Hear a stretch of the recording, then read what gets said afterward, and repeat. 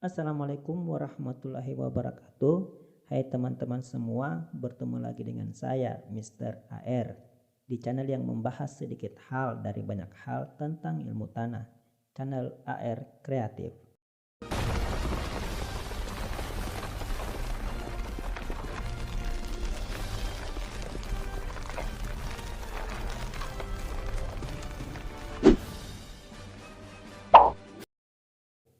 Nah, jadi teman-teman, pada video kali ini masih lanjutan dari chapter kimia tanah, dan saat ini saya akan membahas sedikit mengenai koloid tanah atau soil colloid.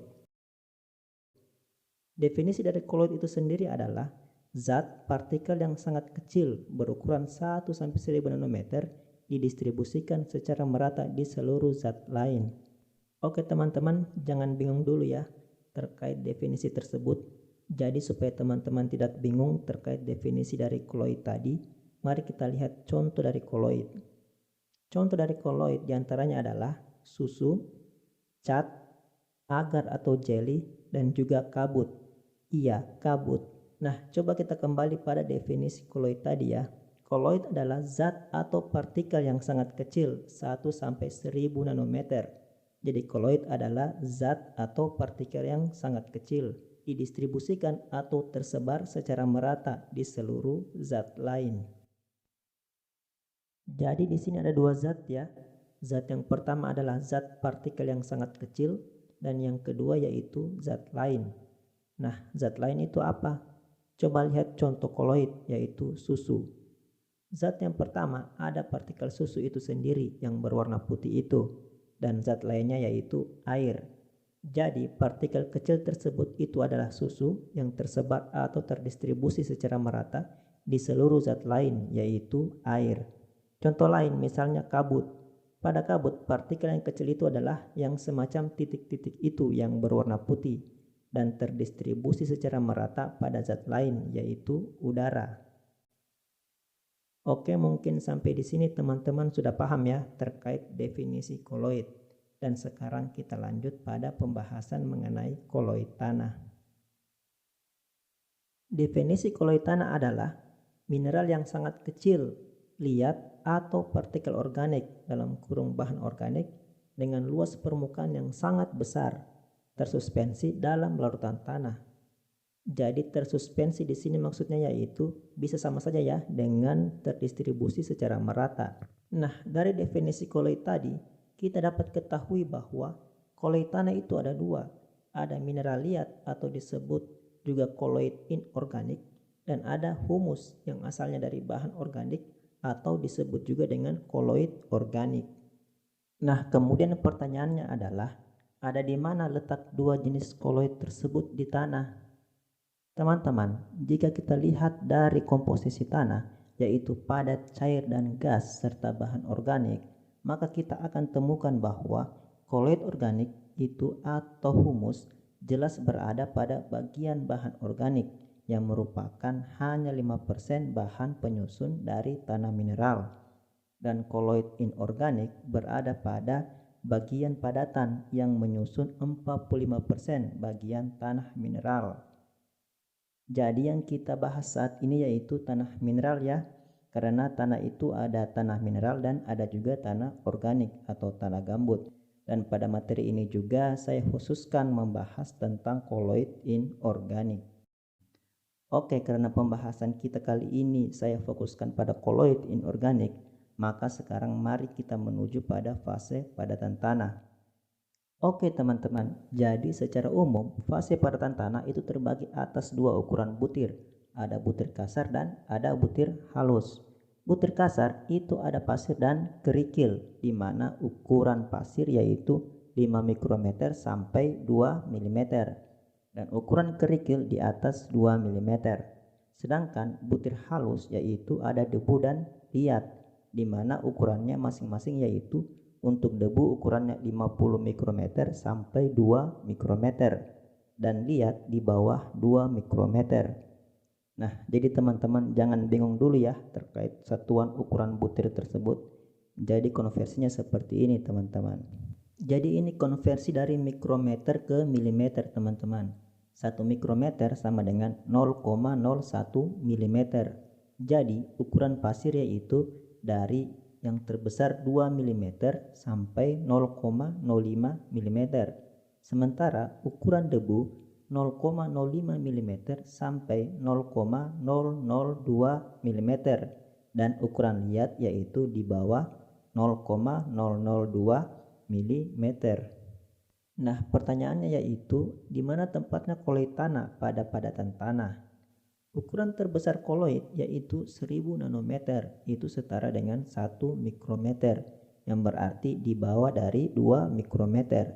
Sedangkan ukuran liat terbesar yaitu 2 mikrometer. Jadi ada liat yang termasuk koloid dan ada juga liat yang bukan koloid yang ukurannya di atas 1 mikrometer sampai 2 mikrometer. Jadi semoga teman-teman tidak bingung ya. Kalau bingung ya silakan dilihat baik-baik lagi terkait slide ini. Nah, sekarang kita masuk pada mineral liat.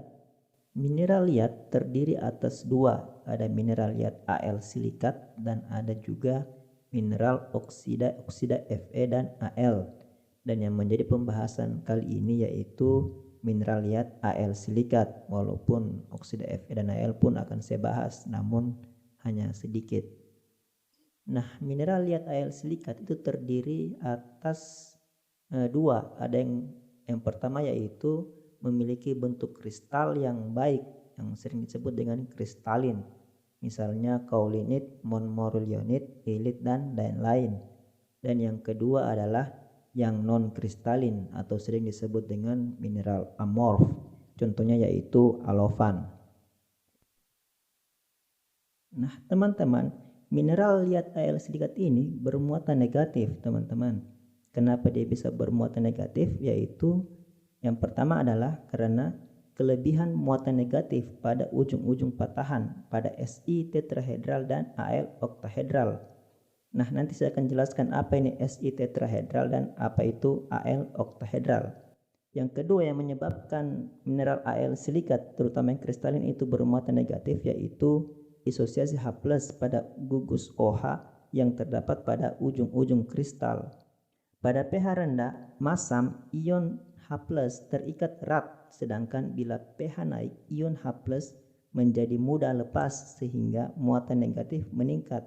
Muatan ini disebut dengan muatan tergantung pH, seperti pada gambar yang ada di layarnya teman-teman. Nah, sumber muatan negatif yang ketiga yaitu adalah substitusi isomorfik.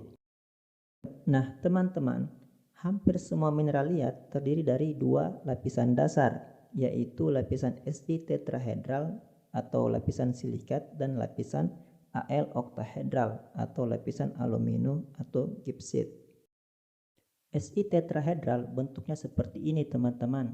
Ada kation Si4+ di tengah sebagai pusat dan di ujung-ujungnya ada anion O2-.